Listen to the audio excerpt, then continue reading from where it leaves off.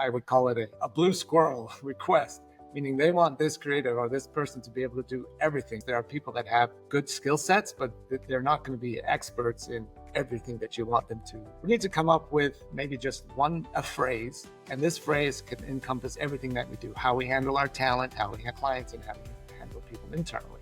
One thing that isn't talked about, I would say, yes, there's this fear about AI taking over, but also you mentioned a little bit about dollars and cents. So everything has become almost too transactional, even in this creative side of things. Welcome to The Growth Switch, the podcast where we dive into the strategies, struggles, and breakthroughs of bold business leaders. I'm your host, Jules Fox, growth strategist and lead content creator at Ari's Media.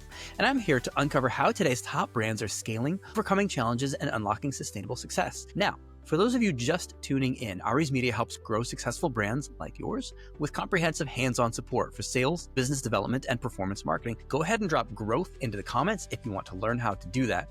Now, today we are here with a very special guest, Bejan Douraghy. He is the founder and CEO of Artisan Talent, a nationally recognized staffing agency that's been elevating digital, creative, and marketing talent for over 3 decades. Definitely not a newcomer to the space. He's been helping companies scale while championing the people behind the work. Bejan, welcome to the show. Thank you. Glad to be here. Well, thank you so much. Now, I would love to hear the origin story behind Artisan Talent. You launched it with $1,000 and a big dream. What were the earliest lessons that you learned about growing a people-first business? Well, at the beginning, obviously, it wasn't easy. It was a big risk that I took. Back to your comment about $1,000. Yes, I did move to Chicago from New York City with $1,000 in my pocket with a grandiose idea of starting an agency that people thought I was crazy doing.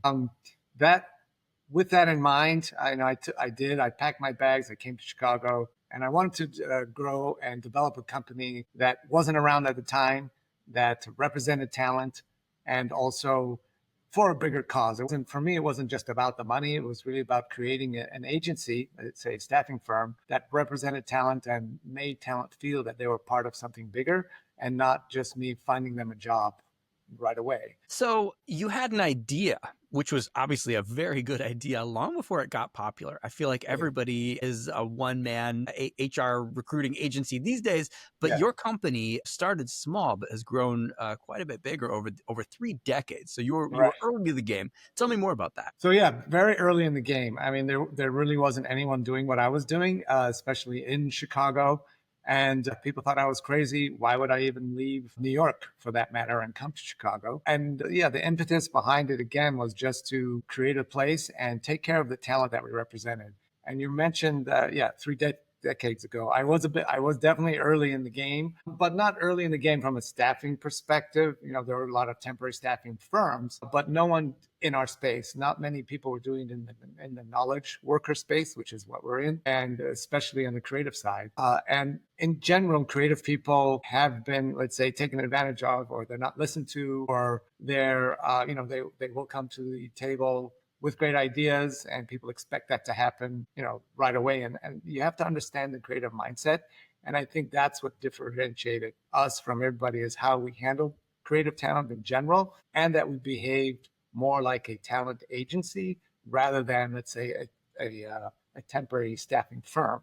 So we really represented these people as if they were, not as if, but that they are talent, and we represented them as talent to our clients. Yeah. And, with creative, it's different. It's a different game. So walk me through where a mismatch might happen, where a company wants the creative talent, but doesn't know how to go about it, or the creative talent wants to work with the company and wants to make the difference, comes in with the big ideas, but isn't able to be as impactful as they want to be. Yeah, I think that's where a company such as ours does come in. We have our recruiters are really well-versed in the industry. They've been designers themselves, or an art director. They really understand what it takes to be a creative. And we can talk to talk. We understand where that person is coming from.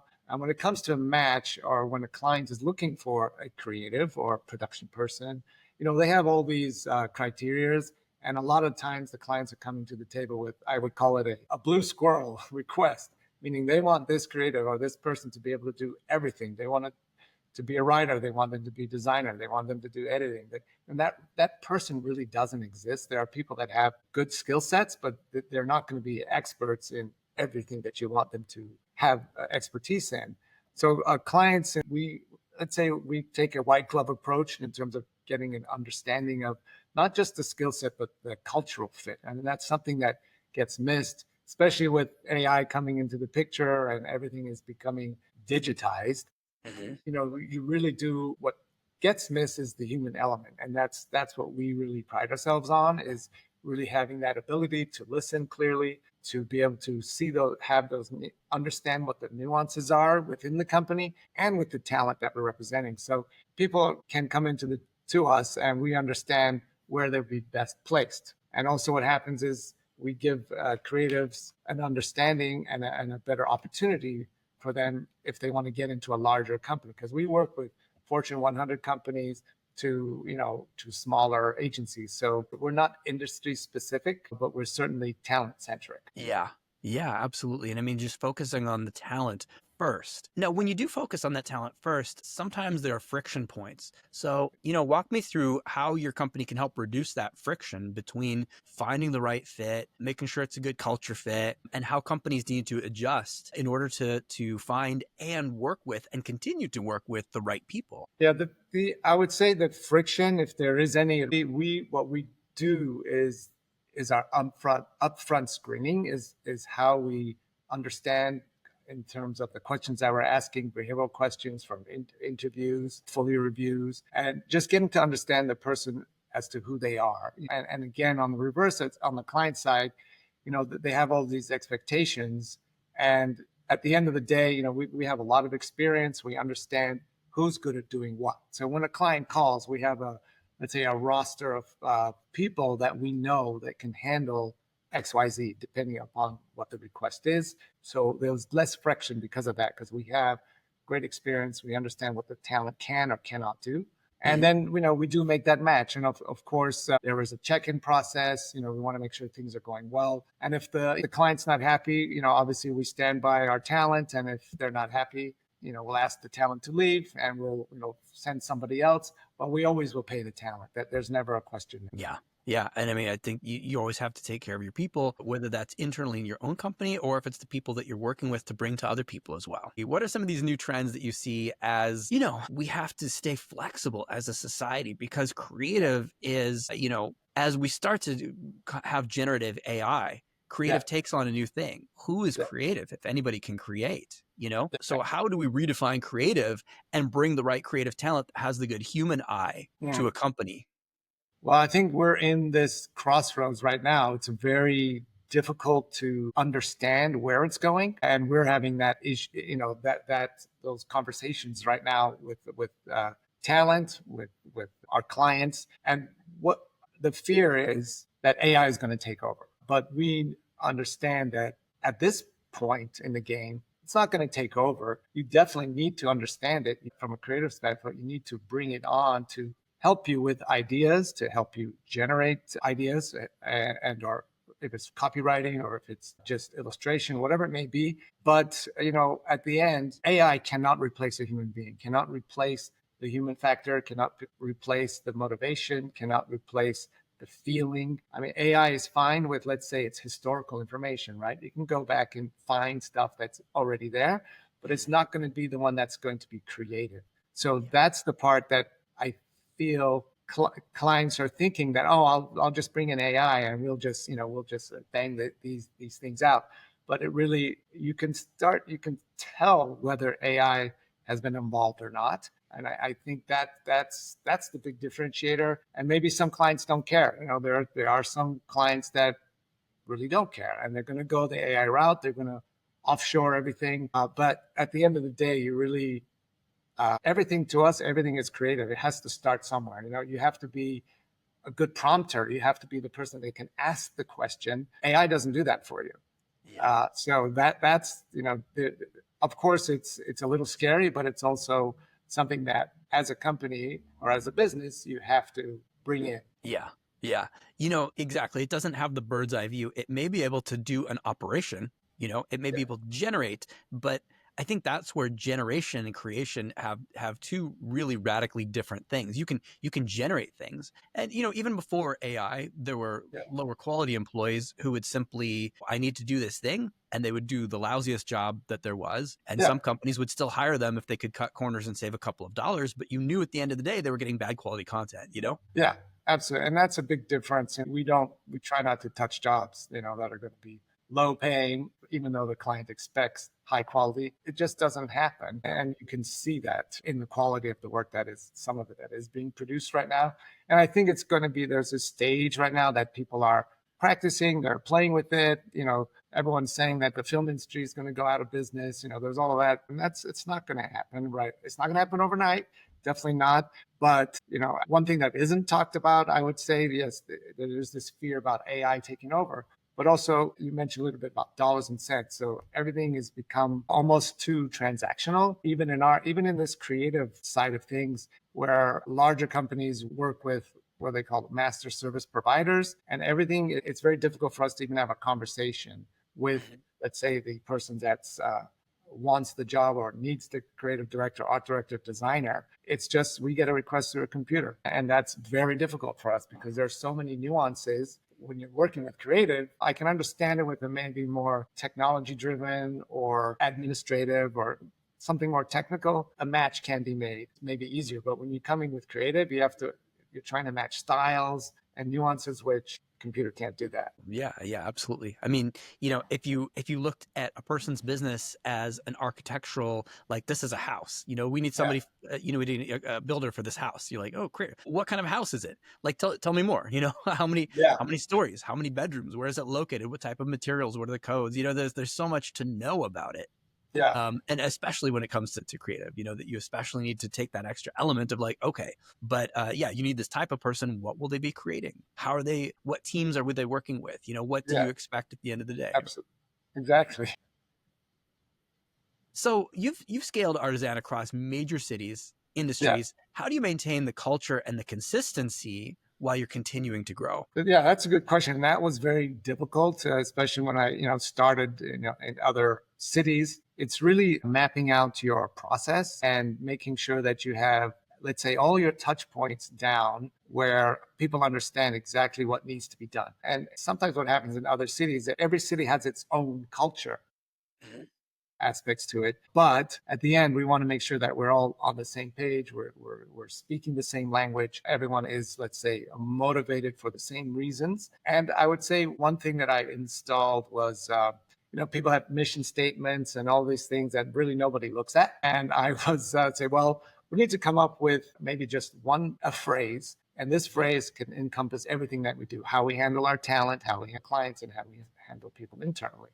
And what that was just, I call it was inspiring, and then the word or the phrase. And that phrase was inspiring better lives. So for us, everything that we try to do when decisions are made, or even in a difficult situation, is this going to be inspiring for our clients, for the talent that we represent, and for us internally? And so everything we do really revolves around that. And it's also knowing your why for a company or an individual. So we know what our why is. Our why is inspiring better lives. So if there's a difficult situation, whatever it may be, let's make that decision. And also in terms of, it's about hiring the right people. When you hire the right people and you've done that screening and you trust them, it's pretty amazing how you can grow. My issue was at the beginning, I felt that I had to do everything. Nobody could do better than I could. But when I finally was able to trust people, that's when the company started to grow. And I look at, if you want to keep employees, you have to keep them motivated, appreciated, promote them, empower them, and trust them. So I think that if you keep those in mind and you hire according to those values, you'll have a good team and a good culture. And that's the culture stems from the top, right? It stems from top down. And if you ignore culture, or you don't really think it matters, it does matter, because if you're not leading it, internal people will create their own culture, and it may not go with what you want, but there is going to be a culture, right? Something's going to happen. There's three people in a room. It's going to be something different, but you need to give them a good roadmap, I would say, and making sure that core values, we hire according to core values. And those values are, we look for people that are caring, self-motivated, creative, nurturing. And that's not for everybody. Those aren't the core values for a different company. But for us, those are the values that we look for because of the type of business that we're in. Yeah, and the type of culture that you're building, of course, that makes sense. And I think that that's actually a very common issue with companies. I would say, so we're dealing with multiple factors here. Number one, business owners, founders, they don't know when to hire because they kind of want to do everything themselves. But if they do, they can never expand, they can never scale, they can never grow because they're constantly doing jobs that really should be getting outsourced to other people. And then on top of that, as you do start to take these other people in to build your company, you do need to be on top of that company culture. Because as you said, if you don't build the culture, they'll build it themselves and you have no idea what kind of culture that's going to be. So, Exactly. might as well build it right the first time. Yeah, for sure. Yeah. So tell me, you've been through a number of recessions, economic downturns, hard markets.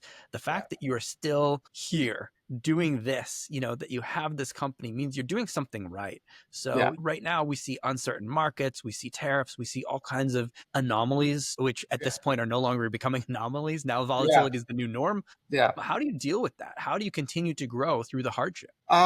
You know what? It hasn't always been growth. Yes, we've grown and we've had difficult times. To your point, there's been a couple of big downturns, and we survived through that. And I guess what I've learned through one was the .com, then there was the recession, 2008, and then of course the COVID, and those I've learned more as to how to run a business when things were not going. When things are going well, the money kind of hides a lot of issues that you don't want to confront, I would say. But when business is going down, it's when you wake up, that's when you start figuring out, okay, what is it that I need to do? And I would say in terms of how we've survived, is being very nimble, is being very lean. We're not a company with a lot of hierarchy. Managers and people underneath that are watching everybody. We are a very self-motivated organization and pay people well and above, let's say, market rates. What I would say is if you take care of your people, they'll take care of you. When things are tough, that's when people, shun. And that's how we've survived. Sure, you have to make the cuts and make the hard decisions, and those are difficult decisions. But if you have your core and you have your, let's say, the bigger picture in mind as to where you want to go, and that gives you that light where you want to, funnel down and become successful again. Yeah. Take care of your people, but also get the right people in the first place. Make sure that you can deliver them the right people so that they can take care of the good ones. Yeah, exactly. Take care of them. Make sure you got the right people on the bus, as they say. And if they're not the right people, you move them internally, or they have to be moved off the bus. And that's okay too. Hey, that happens. All right. So if you were to try to 10x your growth over the next 3 years, how would you do it? What's the one biggest roadblock that you would smash through to focus on your own company growth? That's a good and very difficult question, only because of the time that we're in currently. And that's we're in a very unpredictable time, from a staffing standpoint, and people are reluctant to make many changes, but they're also bringing in AI. I think for growth, that is, AI is going to help us grow. How that is going to help us, it's going to start, and it is already, take a lot of the administrative aspects or the job processes that are repeatable.